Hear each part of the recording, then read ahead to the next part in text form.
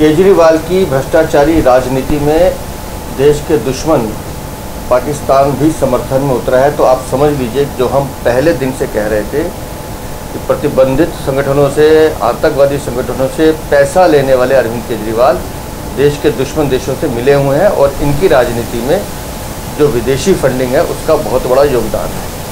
पाकिस्तान अगर केजरीवाल के समर्थन में बोल रहा है और वहाँ के चौधरी सफाद हुसैन पूर्व मंत्री ये बात कह रहे हैं और उनकी रिहाई पर भी उन्होंने 11 मई को एक ट्वीट किया था, तो सीधा सीधा जो हम बार बार इस बात को कहते रहे कि केजरीवाल की जो राजनीति है वो देश के दुश्मनों से मिली हुई है।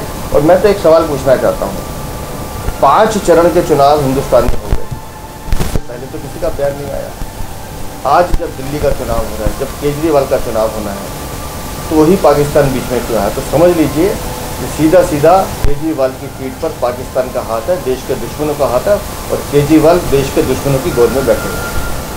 सर, हालांकि केजरीवाल ने ट्वीट पर तुरंत रिप्लाई भी किया और उन्होंने कहा है कि वो कम से कम सफाई की ज़रूरत नहीं है।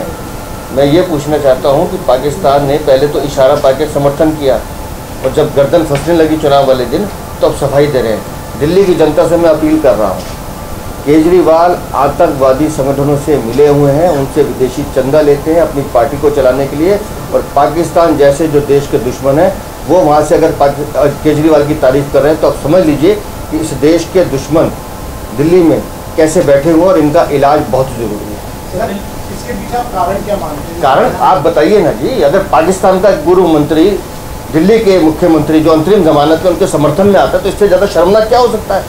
सीधा सीधा आप मिले हुए हैं, आप उनसे बात करते हैं, आप उनसे पैसा लेते हैं, इससे ज़्यादा दिल्ली के लिए शर्मनाक क्या हो सकता है? सर, दिल्ली में चुनाव हो रहे हैं और दिल्ली कांग्रेस ने एक आरोप लगाया है कि बीजेपी के कहने पर दिल्ली पुलिस जो कांग्रेस के नेता उनके साथ बदसलूकी कर ज़मीन खिसक चुकी है, 7 सीटों पे इनका सुपड़ा साफ है। दोनों भ्रष्टाचारी दल अब एक दूसरे की मदद के लिए कुछ भी करें, कुछ नहीं हो सकता। दिल्ली की जनता ने खुलकर प्रधानमंत्री मोदी जी को आशीर्वाद दिया है।